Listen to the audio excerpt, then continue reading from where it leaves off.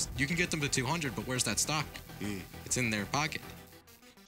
So now we won't be seeing any heavies coming into this. We're looking at Gen versus Odyssey. This is either the Palutena Ditto, which I really hope it's not. It is. Okay. Palutena. With Dittos, it either goes fast or slow, or lame and exciting, and I can't see this any dimension going at all hype. This matchup is rock, paper, scissors. Do you mean Nair, explosive flame, fair? We're gonna see some back air, so I guess it's a little bit more in depth than RPS, but it's RPS with 7 more options. Yeah, for the most part, it's gonna be spacing their aerials, trying to see if they can take advantage of dash attack because it's a bit safer. Yeah, thanks to the shield having upper body invulnerability. This is definitely more of a choppy matchup than I'm comboing you and then I'm gonna retreat. This is more like a, and then you just pull back and then you see what they're gonna do, and if you choose the right defensive option, you'll get something out of it too. But Odyssey seems to be on the good end of that, but Gen just kind of getting knocked around a little bit. Like, it's all a matter of how well Palutena can control space, and if she can reset it safely. Otherwise, you're falling into the same tools that you put others victim to. Yeah. And Palutena does not like having to deal with another Palutena. With any Ditto, you have to be efficient with your tools and avoiding your tools at the same time. And that can get kind of, like, warped around. It's very, like... Oh, that was almost it. That back throw was really good. All right, Adi not committing to going off stage, although I like that he didn't just opt for explosive flame because Palutena can maneuver seems around. to be playing very safe. I haven't really seen him going off stage too much. He opts to throw explosive flame, and yeah, like that. Like, it covers the ledge nearby, safe enough, because like one of the Palutenas is gonna have to find themselves at the ledge eventually. Yeah. Don't want to be at the ledge like that. Odyssey gonna drop his lead there, and Jen's gonna take some momentum right now. And never mind. He's gonna get spun. Nair's gonna do a great job of not whether or not it's a combo piece. It's gonna negate their option, and it's gonna keep them in there long enough to figure out what you're gonna do. Right. I feel like that's a really underlooked aspect of Smash is what's your follow up to that? And I feel like Nair's just like you have 3 seconds to decide. What am I gonna do? Plus, like, Palutena has fast enough tools now where you have a viable option select out of Nair. Yeah, and if you could follow. Then you have the time to choose, and you have the reaction time to see where they're going. It's just a really good tool for her. Like, if you're not DIing those hits properly, you're gonna get damaged. Yeah. You're gonna need the whole first aid kit.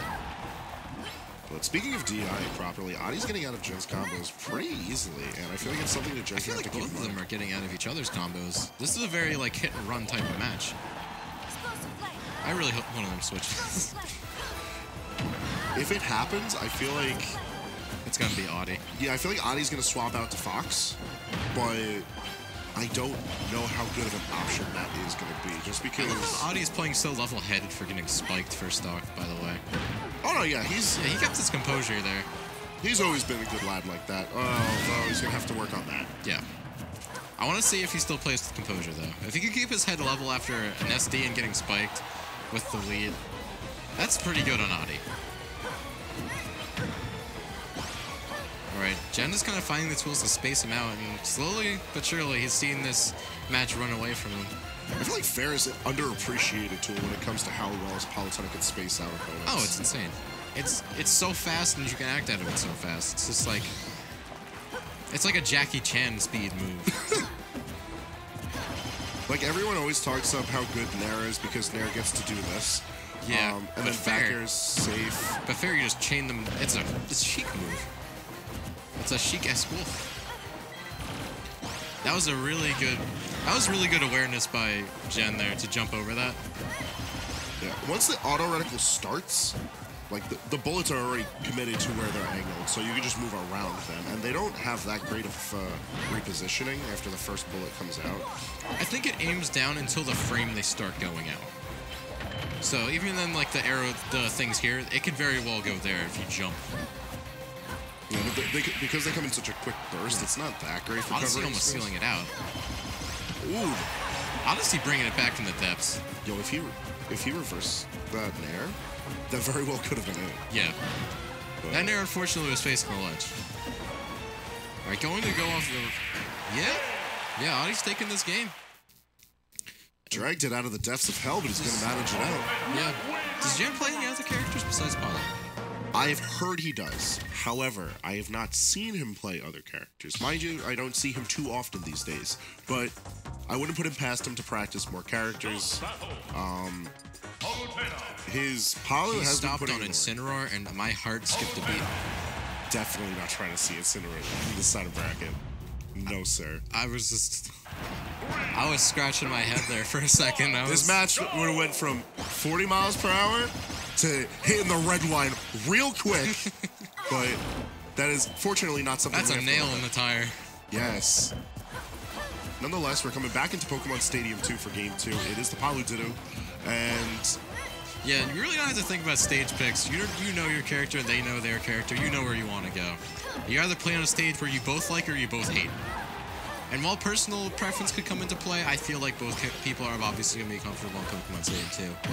Especially with it being such a default in this region. On top of that, like, Jen played this stage very well. He had the lead for majority of Game 1. There's no reason for him to take it away. Jen definitely was working with the lead. I feel like both of them had a lead for a decent amount of time, so they felt like they had, like, control of the pace. So I guess they left them wanting more. But Jen's going to take the early lead again. An Explosive Flame almost popped him up perfectly for a future edge guard. See, it's one of the reasons I don't like Explosive Flame as an option that much. Like, yes, it is very good at covering the ledge. But it's avoidable. That forward tilt. But it is very avoidable. It's not that maneuverable of a projectile. It's only got like a far and close range. It's like a pet in air. Yes. Just kind of throw it out as you want, but on the it is really good for stage control.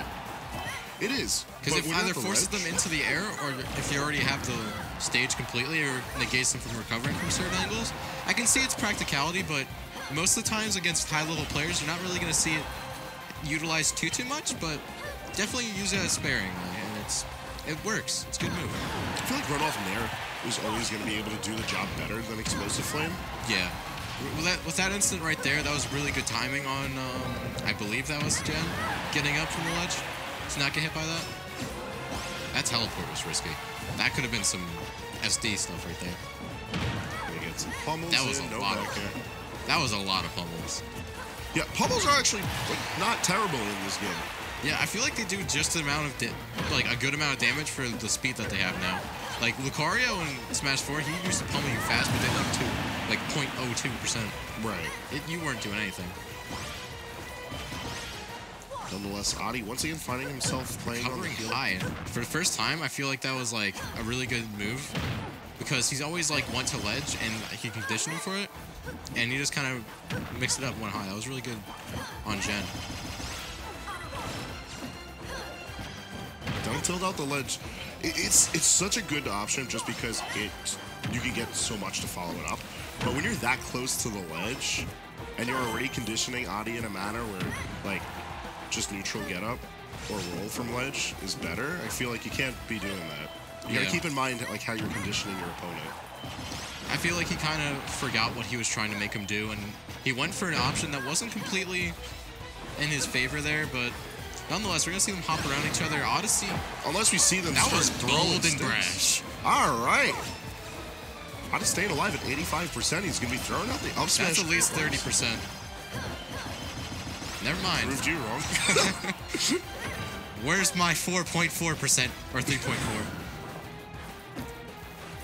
Jen doesn't want any of that. He's going to try for the down air. Not going to be able to land it. Back air, however, is going to cover it. And we're going to bring ourselves into a game 3. Yeah, that little blue bubble thing that she has on her. Apparently, that's a shield. That's a big shield. It's good. It's good. Now, I really want to see a counterpick with characters. I feel like we're not going to see it. Stadium 2, Palutenas, lots of nairs. That's what you came here for. If you're going to go to the bathroom, now is the time to do it. Bringing us to Smashville, though. If you're still holding it in from the Jack set, go.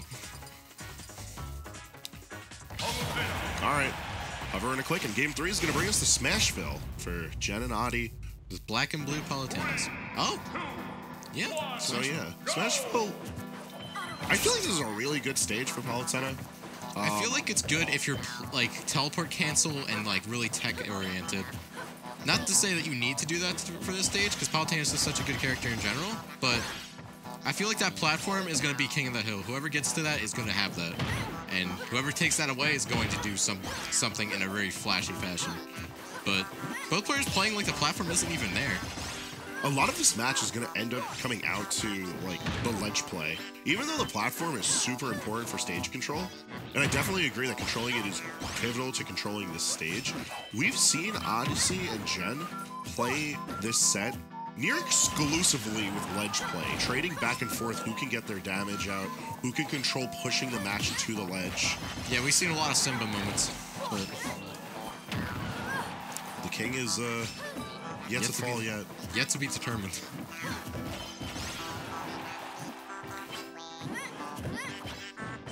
I love how they pummel, even though like they're not going for a kill throw. It's just such free damage. It's such good micro damage, really. It's a really good option. I'm really glad they got into that habit of doing. But that forward tilt gonna linger just long enough, but Jen's gonna find his way back.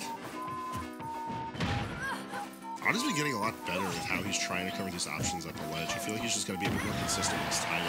I feel like his patience is working out so well, because when he calls out his option, he doesn't put out an arrow right away. He waits and then puts it out. It's very smart, and it's really indicative to show how like attentive he is to Odyssey and his habits. I feel like it's because of that habit, however, that it gives Jen enough time to react and also throw something out. Yeah, and that's why Jen finds himself in the lead more and more throughout the set. Oh! That's Mr. E stuff. Did it to him, but even Adi shaking his head, he didn't want it like that. Otherwise, he's going to get it like that. He'll take it, but he doesn't want it like that. Finding ourselves in a near dead even. I don't know what Adi's going for here. This man's just going for all. That nair was almost some big damage. That up air would guarantee into something else.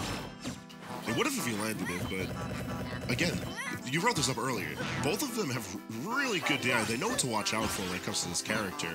And that comes into play from the fact that they're both proficient with Palutena. They know what they're able to get off of these hits. They know when to block. Yeah. I haven't seen any parries, though. I feel like that's just... Hey, there you go. Wish granted. You get 2 more. Yes. But I feel like the reason we haven't seen a lot of them is just because... They're multi-hits? Yeah, a lot of sparse moments. And it's in the air. Where are you going to find your punish? Because, like, yeah, you can get your parry. Congratulations. Where's your hit after that? Like, are you going to be able to properly follow that up? A lot of Palutena's hits leave her with very little end lag. And on top of that, they are multi-hits. They're going to find themselves. It's like, you parry the one hit, are you going to have the time to parry the others? With that point made, if you're shielding on the ground, you're definitely going to be shielding the arrow. These guys are dogfighting at this point. They don't even know what the ground is. The only reason they know what the ground is because they're grabbing ledge and fighting for it so much. Like, besides throw, the only moves they're really going to get at this stage of the game is down tilt and forward tilt when it comes to their game. Maybe jab as a get-off-me tool if one of them's feeling like they're getting pressured too hard, but even then, you're not really seeing it. But Adi's going to find that follow-up with that back air and going to take the lead. So they got 148, though. That stock is looking fragile. Just fragile as it may be, DI will save it. Not barely able to cover that with the down air just yet, but yeah, forward smash. I feel like besides that forward smash itself being a missing threat, I feel like we just haven't seen a lot of smash attacks here. Yeah, I've seen up smash a couple times, but that's just because it reaches into the air. And like I've been saying, they're just fighting in the air. This is some Fox Falco. It has to... They don't know what the ground is. It's working well for them. I want someone to crunch the numbers and show me the ground, like the grounded options to aerial options in this set, and just give me that ratio. I mean, it makes sense that Palutena's going to want to be in the air more. She gets so much more her tools are just so airplay, like compromised in the air. Explosive Flame forces the jump, but Jen still manages to find his way back, and it's going to be the up smash that seals the deal. Yeah. All right. That's a good set. Well played. I feel like that was a really good set if you want to, like, they paced each other really well. Yes. And I feel like it's because of that. Like, if you want to see why people are playing Palutena, why there's so many high-level players, you're like, all right, this is the character to play. Because it can make you play at any speed they want you to. Yes. And they can control the air almost to like, it can control it to like a T. Like, it's so good for, like, the air is such a crucial part of Smash. I can't stress that enough. Well, yeah, because you have to land eventually. Yeah. Or you fall off the stage and lose a stock. And even if you're grounded, you can still get hit by an aerial. Aerials are just so important for Smash. And Palutena being so well, like, grounded in that tool set, it just works so well for her. So he's stepping up to the plate. Looks like Mr. E is back at it again. And who is that on the left? Maverick Hunter. He is. Oh, yes.